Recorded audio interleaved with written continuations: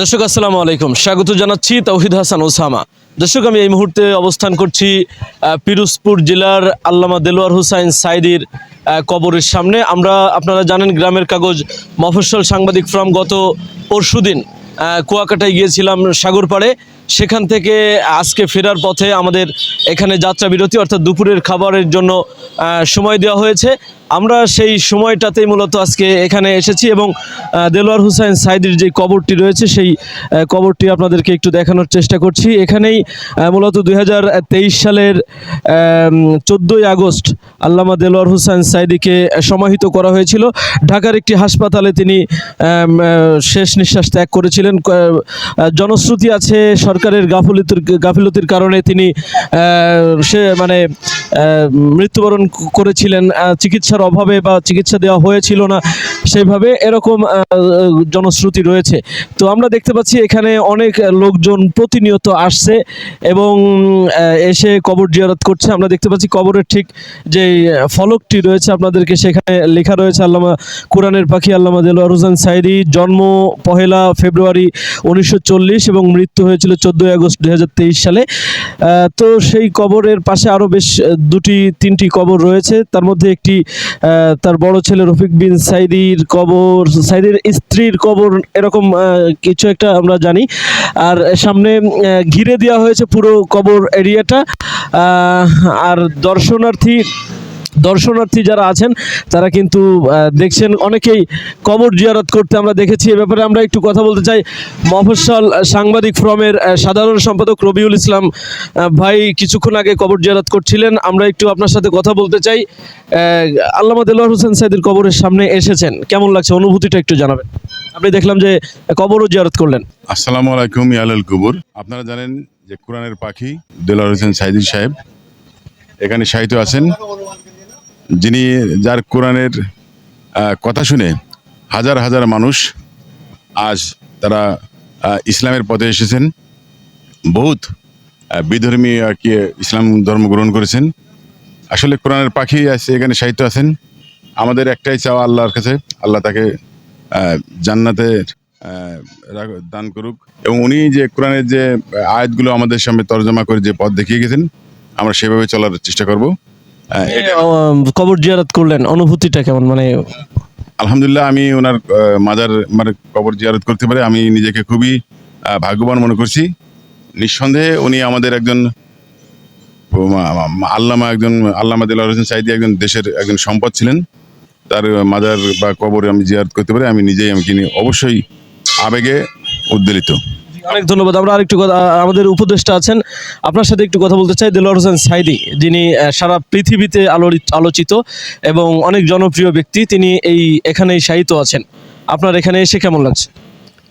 এখানে খুব ভালো লাগছে। এখানে আসাই আমার একটা উদ্দেশ্য ছিল, আশা আল্লাহ পূরণ করেছি। দেলোয়ার হোসেন সাঈদী ইনি সত্যিকার অর্থে একজন আলেম এবং বিশ্ববিখ্যাত আলেম বললে ভুল হবে না, কারণ কোরআনের পাখি হিসাবে তার সারা বিশ্বে তার একটা ছিল, পরিচিত ছিল। যাই হোক, আমরা আসছি এখানে, আমরা সকলেই আমরা ওনার জন্য আমরা দোয়া করি, আল্লাহ যেন ওনাকে ভেস্তে নসিব করেন এবং এই ধরনের একটা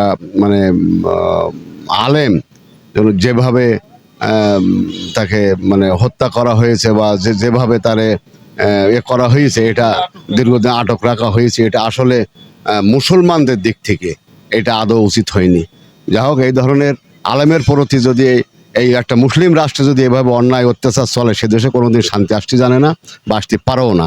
কারণ এটা আল্লাহ রসুল এই পৃথিবী সৃষ্টি করেছেন, হ্যাঁ, আল্লাহর কোরআন সৃষ্টি করেছেন, সেই কোরআনের পাখি একজন তিনি।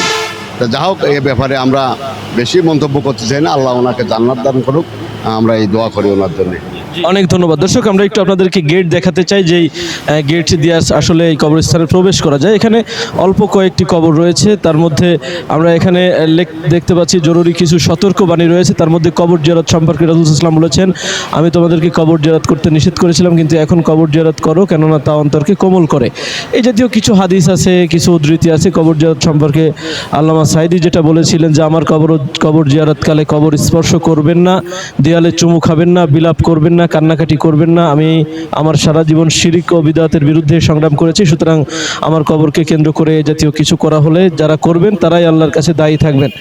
তো এই নসিহতটুকু কিন্তু এখানে লিখে রাখা হয়েছে। আমরা দেখছিলাম অনেক নারীরা এসে কবর জিয়ারত করছেন, তবে তার সেই নসিহত কিন্তু সবাই পালন করছে।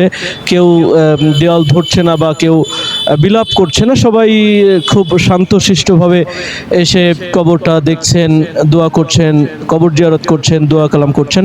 এখানে পাশে একটি মসজিদ রয়েছে, বাইতুল হাম জামে মসজিদ। সেই মসজিদে অনেকে নামাজ আদায় করছেন। আমি যদি আপনাদেরকে একটু দেখাই, নামাজ আদায় করছেন অনেক মুসল্লি। পাশাপাশি এখানে তাফহিমুল কোরআন নামের একটি আলিয়া মাদ্রাসাও রয়েছে। আপনাদেরকে সেই দৃশ্যটি আমি এই মুহূর্তে ক্যামেরার চোখে দেখাতে চাই। আপনারা দেখতে পাচ্ছেন এখানে মূলত আল্লামা দেলোয়ার হোসাইন সাঈদী দুইবার এখানকার সংসদ সদস্য ছিলেন এবং তার ব্যাপক জনপ্রিয়তা সারা পৃথিবীতে ছিল। এখানে 2023 সালের 14 আগস্ট যেই জানাজার নামাজটি হয়েছিল সেটি কিন্তু এখানেই, এই যে মাঠে আমরা অবস্থান করছি, এই মাঠেই জানাজার নামাজ অনুষ্ঠিত হয়েছিল এবং সেখানে কত শত হাজার হাজার মানুষ উপস্থিত হয়েছিল সেটি আমাদের সকলেরই জানা এবং সেই জানাজা ইতিহাসের একটি বিরল দৃষ্টান্ত। আমরা আজকে এখানে আসতে পেরে, আমাদের সাংবাদিকরা এসেছে, অনেক সাংবাদিক এসেছে, তো তারা এসে সবাই খুবই ধন্য হয়েছে, এরকমটাই তারা বলছে যে এরকম একটি জায়গায় আমরা যাত্রা বিরতি করেছি। দেলোয়ার হোসেন সাঈদীর নিজে হাতে গড়া সংগঠন আল্লামা সাঈদী ফাউন্ডেশন, এটি মূলত একটি কমপ্লেক্স। এখানে মসজিদ, মাদ্রাসা এবং কবরস্থান সহ এখানে হেফজ বিভাগও আছে, তাফহিমুল কোরআন মহিলা মাদ্রাসা আছে। সব কিছু মিলিয়ে এই জায়গাটি একটি দেশের আলোচিত একটি জায়গা। দেলোয়ার হোসেন সাঈদী সম্পর্কে বলতে গেলে আমরা সাধারণ মানুষের কাছ থেকে যেটা জেনেছি, তারা বলেছেন যে দেলোয়ার হোসেন সাঈদী সবসময় কোরআনের পক্ষে কথা বলেছেন, কোরআন হাদিসের কথা বলেছেন। তিনি রাজনৈতিক যে কালচার আছে তার ঊর্ধ্বে উঠেও তিনি ছিলেন একজন কোরআনের পাখি এবং আলেমে দ্বীন, সর্বজন শ্রদ্ধেয়। তবে তার প্রতি যে অবিচার করা হয়েছে, সেই অবিচারের কারণে তিনি 14 বছরের মতো কারাগারে আটক ছিলেন এবং সর্বশেষ তাকে আমৃত্যু কারাদণ্ড দেওয়া হয়েছিল। সেই আমৃত্যু কারাদণ্ডিত অবস্থায় তিনি মৃত্যুবরণ করেছিলেন। আমরা দেখেছিলাম তার যেই লাশবাহী গাড়িটি এসেছিল, সেই গাড়ি ধরে মানুষ কি পরিমাণ হাউমাউ করে কান্নাকাটি করেছিল, এগুলো এখন এই মুহূর্তে আমার চোখের সামনে ভেসে উঠছে। সত্যিকার অর্থে আমরা অনেকেই আছেন যারা অন্য দল করেন। কিছুক্ষণ আগে একজনের সাথে কথা বলছিলাম, তিনি অন্য একটি দলের সমর্থক, কিন্তু দেলোয়ার হোসেন সাঈদীকে মনে প্রাণে ভালোবাসেন, তিনি তেমনটি আমাদেরকে জানিয়েছেন।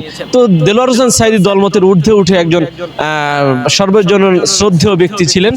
স্থানীয় মানুষের সাথে কথা বলে জেনেছি, আমরা একটু স্থানীয় দুই একজনের সাথে কথা বলতে চাই, দেখি আমরা কথা বলতে পারি কিনা।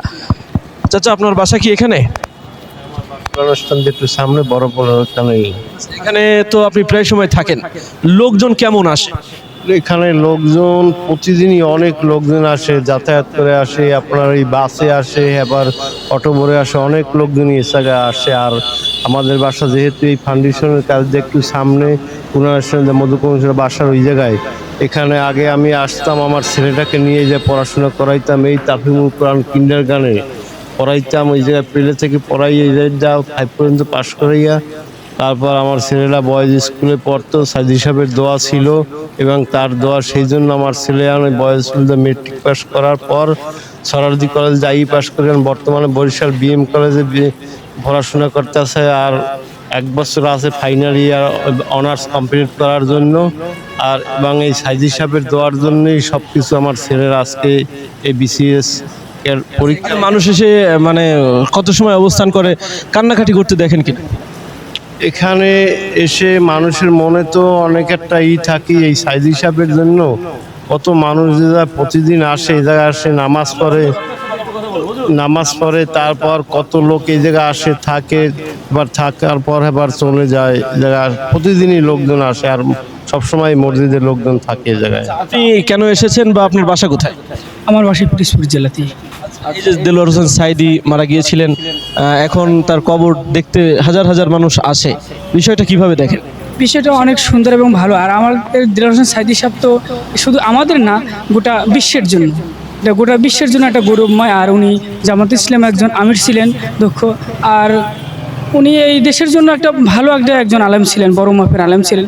আমরা ওনার জন্য শুধু আমরাই না, পৃথিবীর যত মুসলমান মানুষ আছে ওনার জন্য সবাই এই যে মৃত্যু হয়েছে এই জন্য আমরা সবাই দোয়া করি, এবং আমাদের মনে হয় যেন এখনও যে শোকের সহিত সাগরে ভাসি আমরা। দেলোয়ার হোসেন সাইদির ছেলেরা আছে, ছেলেরা কি এখানে মাঝে মাঝে আসে? হ্যাঁ আসে, এখানে প্রায় আসে, এখানে এই মসজিদে নামাজও পড়ে মাঝে। হ্যাঁ আমরা আর একটু কথা বলতে চাই। হ্যাঁ, আপনার পরিচয়টা যদি একটু দিতেন। আমার নাম মোহাম্মদ শহীদুল ইসলাম। মসজিদের কি কোনো দায়িত্বে আছে? মসজিদের মুয়াজ্জিন হিসেবে আছি। মুয়াজ্জিন হিসেবে আছেন, কতদিন ধরে আছেন? 2017 সালে আসছে। 17 সালে। তার মানে দেলোয়ার হোসেন সাইদি যখন কারাগারে ছিলেন তখন আপনি নিয়োগপ্রাপ্ত হয়েছেন, এরপর থেকে যেদিন মৃত্যুবরণ করেছে সেই দিন পর্যন্ত তো আপনি এখানকার মুয়াজ্জিন ছিলেন। জি ইনশাআল্লাহ। স্মৃতি আছে কিনা যেদিন দাফন হয়েছিল ওই দিনের বিশেষ কোনো স্মৃতি আপনার আছে কিনা? বিশেষ স্মৃতিতে লোকজন আসে যায়, এরকম কান্নাকাটি বিভিন্ন রকম এরকম আল্লাহ এরকম। জানাজায় অংশ নিয়েছিলেন? হ্যাঁ নিয়েছি ইনশাআল্লাহ। কোথায় দাঁড়িয়েছিলেন? আমি ভিতরে ছিলাম, লোক তো অনেক এই রুমে। সাহেবকে কি সরাসরি মৃত অবস্থায় দেখার সুযোগ হয়েছিল? না আমার হয় না, অনেকজন দেখছে, আমি ওই গাড়ি ভিড়ে ভিড়ে যাইতে পারি। মানুষ এই যে প্রতিনিয়ত আসে, মানুষ কি জন্য আসে কি মনে হয়? আসে ওই দোয়াদাই করে, হুজুরের একটা তার ভালোবাসার জন্যই আসে। ধন্যবাদ। দর্শক, আমরা দীর্ঘ সময় ধরে আপনাদেরকে জানাচ্ছিলাম যে আল্লামা দেলোয়ার হোসেন সাইদির যে জীবনকর্ম সেটিকে এখনো মানুষ লালন করে। প্রতিনিয়ত দূর দূরান্ত থেকে মানুষ এই আল্লামা সাইদি ফাউন্ডেশনে আসেন এবং তার জন্য প্রাণ খুলে দোয়া করেন। দর্শক, এই ছিল পিরোজপুরের আল্লামা দেলোয়ার হোসেন সাইদি ফাউন্ডেশনের থেকে আমাদের কাছে এখানকার সর্বশেষ পরিস্থিতি। আবারও দেখা হচ্ছে অন্য কোনো ভিডিওতে। সেই পর্যন্ত সবাই ভালো থাকুন, সুস্থ থাকুন। আল্লাহ হাফিজ।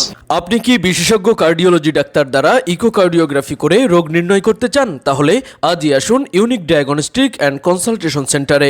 এখানে প্রতি বৃহস্পতিবার ইকোকার্ডিওগ্রাফি করে চিকিৎসা সেবা প্রদান করছেন কার্ডিওলজি বিশেষজ্ঞ ডাক্তার হিমেল সাহা।